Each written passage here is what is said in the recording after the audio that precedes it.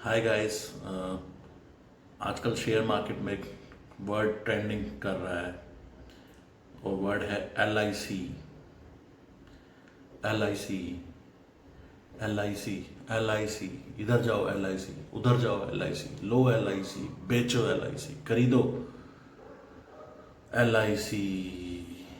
क्या करें L I सी का, बताइए। खरीदना चाहिए। एक ऐसी कंपनी है जो लाइफ इंश्योरेंस बिजनेस में 65% मार्केट शेयर लेके बैठी है। आई मीन हर घर में एक एलआईसी की पॉलिसी जरूर मिल जाएगी आप लोगों को। फिर ऐसी कंपनी को आप खरीदना चाहोगे जिसका आईपीओ आया है और जिसका आईपीओ कह रहे हैं कि सस्ता आया है। इवन जो गवर्नमेंट है उसकी ऑपोजिशन पार्टी ये कह रही है कि ये बहुत सस्ते में बेच दिया है।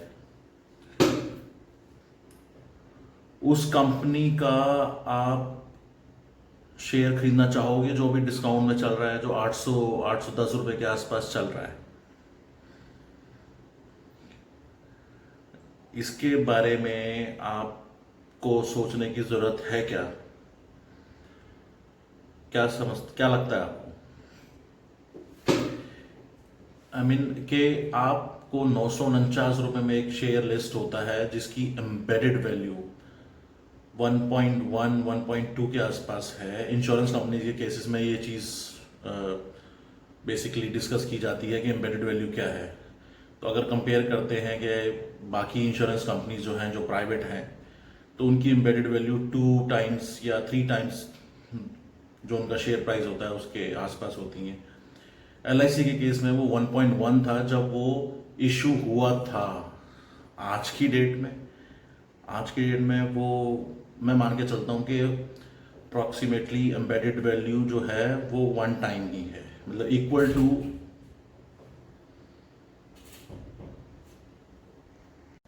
तो एम्बेडेड वैल्यू 1 टाइम ही है, क्योंकि अभी जो मार्केट प्राइस है जो शेयर मार्केट में है वो 810 820 रुपए के आसपास है। 800 रुपए तक चला गया था, हो सकता है इससे नीचे भी चला जाए।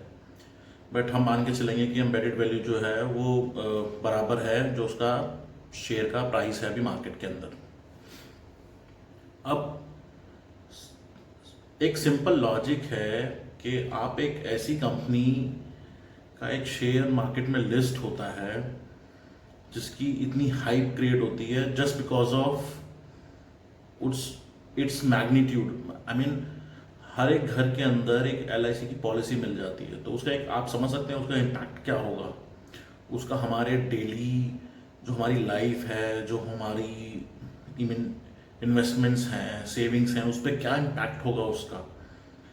और ऐसी कंपनी का शेयर का प्राइस 949 रुपये, उसके ऊपर उन्होंने 50 रुपये का डिस्काउंट भी दे दिया। मान लीजिए एवरेज मान लेते हैं 40 से 60 के आसपास था, बट हम 50 मान लेते हैं। 900 रुपये, और उसके बाद वो 900 से 800 रुपये पहुंच गया। और 800 रुपये भी अभी लोगों को समझ नहीं आ रहा क्या करें, क्योंकि 800 रुपये तभी पहुंचा है ना। अगर लोगों को समझ होती है कि हाँ भाई खरीदना है तो ये 800 रुपये नहीं होता, ये 900 1000 रुपये के आसपास होता। तो इसका क्या कारण हो सकता है? इसका कारण यही है कि ये जो प्राइस है ये मैनिपुलेट किया गया है, क्योंकि इसमें रिटेल इन्वेस्टर्स और जो पॉलिसी होल्डर्स थे उनका पार्टिसिपेशन था, और बहुत ज़्यादा पार्टिसिपेशन था, क्योंकि बहुत बड़ा आईपीओ था, आज तक का सबसे बड़ा आईपीओ आई गेस। और तो इसमें सप्लाई बहुत ज़्यादा थी, उस सप्लाई को कम किया जा रहा है इसका प्राइस गिरा के, ताकि ज़्यादा से ज़्यादा लोग अपना जो जिनको अलॉटमेंट हुई है शेयर की वो अपना बेच के निकल जाएं। और उसके बाद जो बड़े प्लेयर्स हैं जिनके पास ज़्यादा पैसा है वो लोग इसमें प्ले करें, वो लोग अपना मुनाफा कमाएं।